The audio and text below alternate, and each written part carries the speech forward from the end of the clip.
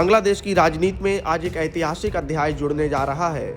महीनों की उथल-पुथल और अस्थिरता के बाद आज ढाका की सत्ता की कमान हथौड़े से निकलकर धान की बाली के हाथ में आने वाली है। बांग्लादेश नेशनलिस्ट पार्टी यानी बीएनपी के चेयरमैन और पूर्व प्रधानमंत्री खालिदा जिया के उत्तराधिकारी तारिक रहमान आज देश के नए प्रधानमंत्री के तौर पर पद और गोपनीयता की शपथ लेंगे। 60 साल के रहमान ने पिछले सप्ताह हुए 13वें संसदीय चुनाव में अपनी पार्टी को मिली प्रचंड जीत के बाद सत्ता की बागडोर संभाली है, जहां उनकी पार्टी ने 297 में से 209 सीटें जीतकर एक तरफा बहुमत हासिल किया। खास बात यह है कि इस बार शपथ ग्रहण समारोह की परंपरा में भी बदलाव देखा जा रहा है।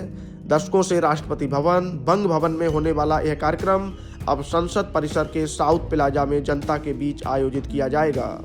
कार्यक्रम की रूपरेखा के मुताबिक सुबह 10 बजे सांसदों का शपथ ग्रहण संपन्न होगा, जिसके बाद सुबह 11:30 बजे संसदीय दल के नेता के चुनाव के लिए बीएनपी की अहम बैठक बुलाई गई है और फिर शाम ठीक 4 बजे राष्ट्रपति मोहम्मद शहाबुद्दीन नई कैबिनेट को शपथ दिलाएंगे। इस ऐतिहासिक पल का गवाह बनने के लिए भारत की ओर से लोकसभा अध्यक्ष ओम बिरला खुद ढाका पहुंच रहे हैं। उनके साथ विदेश सचिव विक्रम मिस्री और लोकसभा महासचिव उत्पल कुमार सिंह की मौजूदगी यह दर्शाती है कि भारत अपने इस पड़ोसी मुल्क के साथ रिश्तों को कितनी अहमियत दे रहा है। दरअसल अगस्त 2024 में शेख हसीना सरकार के गिरने के बाद बांग्लादेश ने एक लंबा और अस्थिर दौर देखा है, जहां 12 फरवरी को हुए चुनाव में अवामी लीग की गैर मौजूदगी के बीच 59.44% मतदान हुआ। इस चुनाव में दक्षिणपंथी जमाते इस्लामी ने भी 68 सीटें जीतकर अपनी मजबूत उपस्थिति दर्ज कराई है।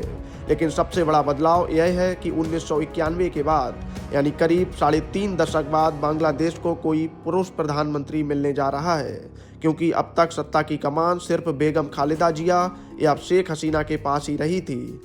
अब जबकि मोहम्मद यूनिस की अंतरिम सरकार का कार्यकाल समाप्त हो रहा है, तो पूरी दुनिया की नज़रें तारिक रहमान की विदेश नीति और भारत के साथ उनके आने वाले संबंधों पर टिकी हैं। देखना होगा कि रहमान राज में दक्षिण एशिया की यह नई राजनीतिक दिशा किस ओर मुड़ती है। Bureau report, Bharat update desk.